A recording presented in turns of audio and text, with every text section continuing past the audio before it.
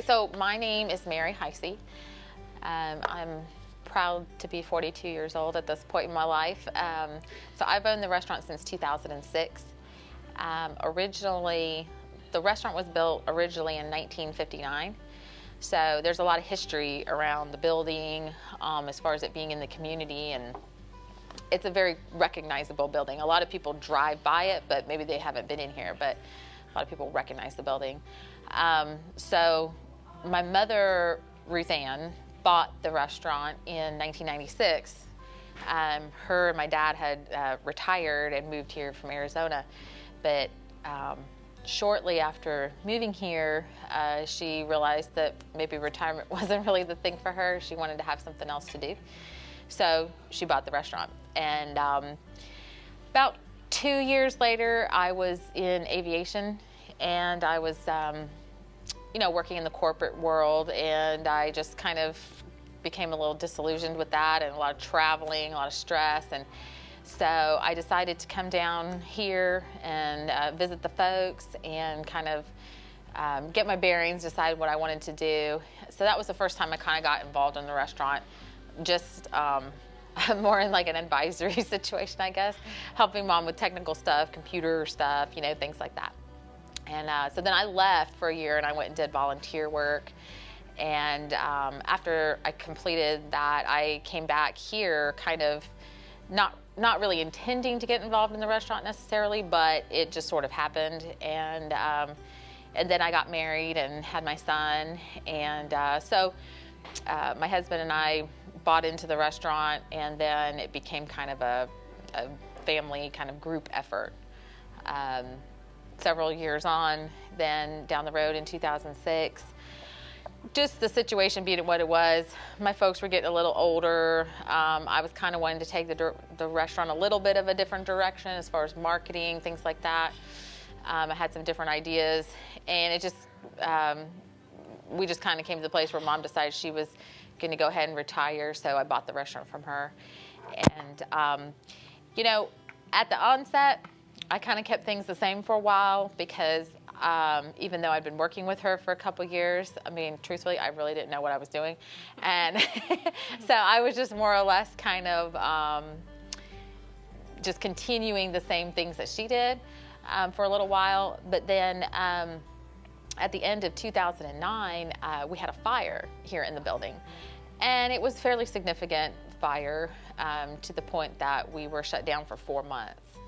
And when you have a business that's running 7 days a week without end, it's very difficult sometimes to make a big transition because you're just constantly in motion. So it's hard to make big changes. It's hard to say, this isn't working, we're going to stop that, we're going to do something else, because the momentum, the inertia is just constantly there. So when the fire happened, it ended up being this kind of blessing in disguise because everything just stopped. And I was able to say, okay, now it's mine. How do I really want this to be? So, of course, we had to go through the whole process of reconstruction and all those things, which we did. But more importantly, it gave me time to think about how I wanted the restaurant to not only look, but what types of things I wanted to serve. What was the purpose of the restaurant?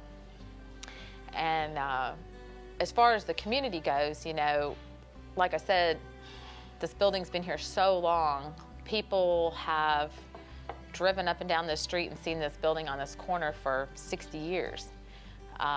So we have folks that, I have folks in their 80s that maybe the man was in the military and they got married at the courthouse down here and they came here that morning for breakfast.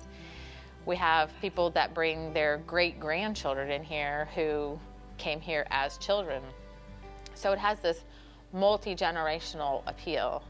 That's hugely important to me to preserve that because I like the uniqueness of communities, and I know that this has become sort of a buzzword, but one of the things that early on when I first took over the restaurant, one of the things I kind of fight against is what I call like cultural homogenization. So a lot of people use that term now, but I used to use it in the sense that I was from Arizona, So at that point, when I moved from Arizona, there was already a lot of chains, a lot of development in Tucson. So we had already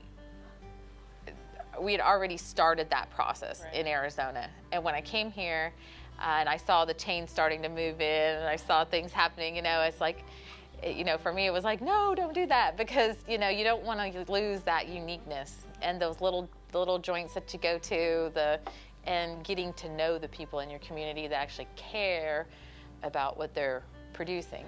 And then also from the standpoint of the food, it was very important to me there's a lot of things that are really unique to this region, not just Southern food, but to our region specifically. And a lot of those recipes are getting lost.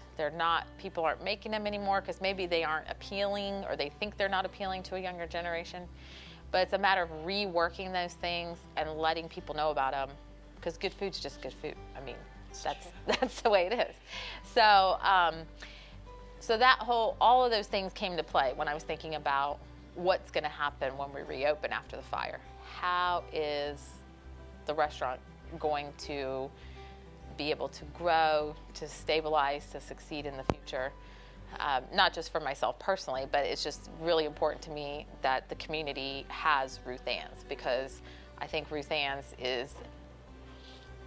it's just part of who we are. It's always been here. Well, not always, but almost always. Yeah. And it's just a place that's comfortable and recognizable.